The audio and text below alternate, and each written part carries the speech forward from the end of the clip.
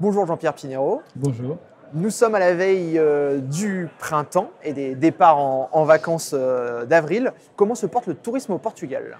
Je dois dire plutôt bien. Bien parce que nous avons déjà repris très largement les flux d'avant Covid.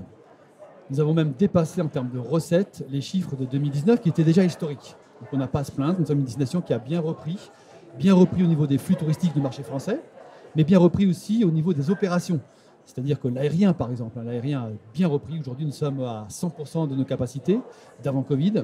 Nous avons 22 aéroports français qui desservent le Portugal. Nous avons 600 vols par semaine, et notamment le Sud. C'est pour ça que c'est aussi important notre présence aujourd'hui ici au Ditex. C'est que le Sud est une zone très importante pour nous en termes d'émissions de touristes, avec les aéroports de Marseille, de Montpellier, de Toulouse ou de Lyon. Y a-t-il des opérations particulières de l'OT sur le marché français? Oui, bien sûr. Alors, nous travaillons plusieurs segments différents.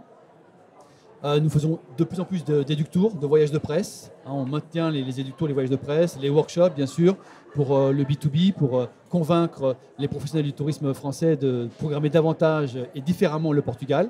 Quand je dis différemment, c'est justement pour revenir à cet aspect de nouveaux segments, ou de segments que l'on veut intensifier. Je pense notamment à l'énotourisme, je pense au voyage d'affaires, au tourisme d'affaires bien sûr, mais aussi au tourisme littéraire. On a plein de nouveautés pour 2023, 2024, 2025 qui, l'objectif, si vous voulez, c'est d'intensifier et de diversifier les flux touristiques à l'intérieur du pays. Le Portugal, ce n'est pas que Lisbonne, ce n'est pas que Porto, ce n'est pas que l'Algarve ou Madère. Donc ces segments de marché y contribuent. Et aussi pour lutter contre la saisonnalité, ce sont des segments qui fonctionnent toute l'année. Et on veut désaisonnaliser justement l'opération touristique au Portugal. Au niveau de l'aérien, vous en avez parlé un petit peu. Est-ce qu'il y a des nouveautés entre la France et le Portugal? Oui, notamment les Açores, avec les vols directs des Açores. Et ça, j'en parle parce qu'on y tient beaucoup. Ça a été vraiment un travail de longue haleine parce que les Açores est une destination qui mériterait plus de succès sur le marché français. Mais nous étions limités avec l'histoire des vols. Avec les vols directs, on croit que ce sera enfin le moment des Açores sur le marché français. Il y a déjà une forte demande du public et de la presse. On a aussi plein de nouveautés au départ de province, que ce soit de Montpellier, même de vols de Corse. On a des nouveautés au départ d'Ajaccio et de Bastia. Donc voilà, on continue à intensifier les opérations parce qu'on sait que les gens aiment voyager au départ de leur région et de ne pas avoir à faire des kilomètres pour retrouver les grands aéroports français. Ouais, j'avais une petite question un petit peu humoristique, mais le Portugal est coincé entre la France et l'Espagne, deux grandes destinations touristiques qui se tirent la bourre pour avoir la première place. C'est pas trop difficile d'être juste à côté de ces deux géants du tourisme?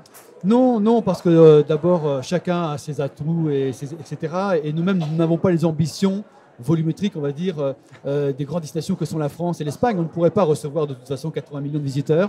Ce n'est pas du tout dans notre objectif. Et d'ailleurs, pour revenir à cela, aujourd'hui même, notre objectif n'est même plus la course au nombre de visiteurs. Nous avons atteint déjà 14 millions de visiteurs par an étrangers. Nous sommes à 3 millions de visiteurs français par an.